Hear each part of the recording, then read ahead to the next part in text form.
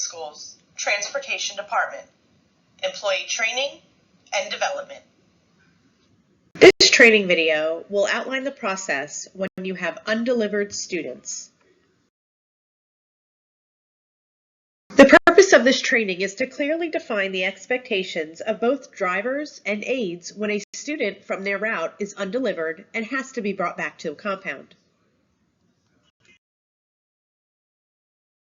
District policy states that any student in pre-K, kindergarten, or first grade cannot be let off the bus unless a parent, guardian, or known escort is at the stop to pick them up.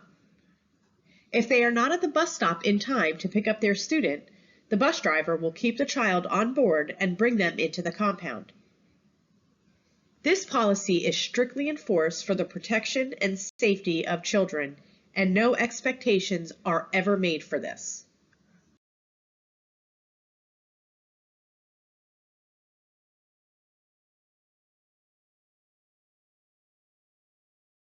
If no one is at the bus stop to receive the student, you have options.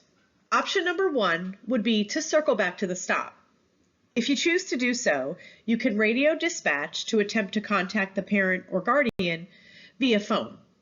Then you can continue on your route and try the stop later. Option number 2 would be returning to the compound.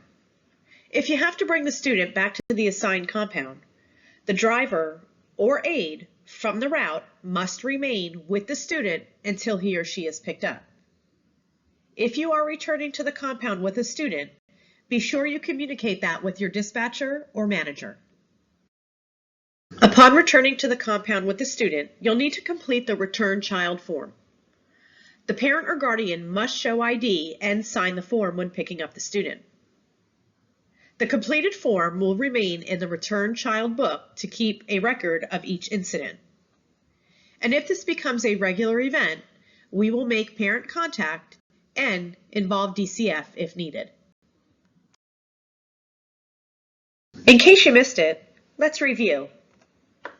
Students in pre-K, kindergarten, and first grade are not permitted to be released off the bus unless a known parent, guardian, or escort is there to receive them. No exceptions will ever be made on this policy. There's 2 options if no one is at the stop to pick up the student. Number 1 would be call dispatch and attempt contact with the parent, then circle back. Or number 2, bring the student back to the assigned compound.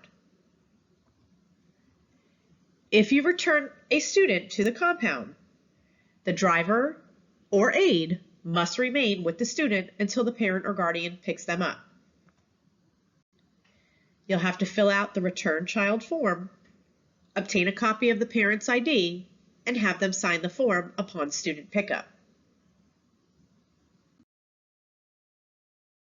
All staff will be held accountable to meet all the expectations set forth by the transportation management team. Failure to meet these expectations may result in disciplinary action up to and including termination of employment.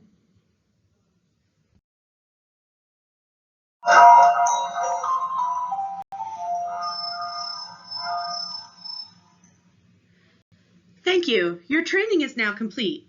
If you have any questions about this training or any other training, please speak with your immediate manager.